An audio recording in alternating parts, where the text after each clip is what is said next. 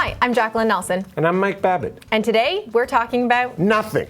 Close, Mike. Today we're talking about a show that was about nothing, more specifically Hulu's deal to acquire the exclusive streaming rights for Seinfeld. Yeah, and of course Hulu has some pretty powerful people behind them. Disney, Comcast, 21st Century Fox. And that's not the only way this deal is big. Hulu's also struck a deal with AMC to show some of their shows.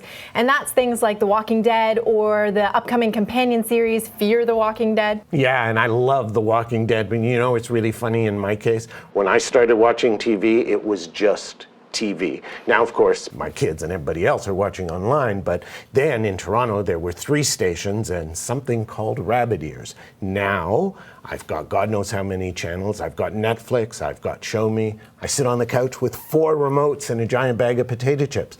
There's also Crave TV. This is an industry in rapid change. You know, even before this deal, our media reporter, James Bradshaw, wrote an in-depth piece about how companies like Netflix, Hulu, Show Me were really changing the nature and shaking up the traditional TV business that people of, say, my vintage were used to. Right, and that's not the only way these subscription video on demand or SVOD companies are changing things.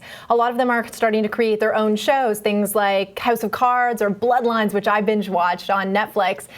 These shows are being created with the assumption that some people are going to binge watch them, and that changes the way they tell their stories. Yeah, I love Bloodline. And right now, I'm in the middle of binge watching Chicago Fire, and I am learning so much more beyond just the plot lines. I know, for example, that Taylor Kinney, the beefcake firefighter, is engaged to Lady Gaga, and I'll bet you didn't know that. It's fascinating, all these things coming at me and what I'm learning.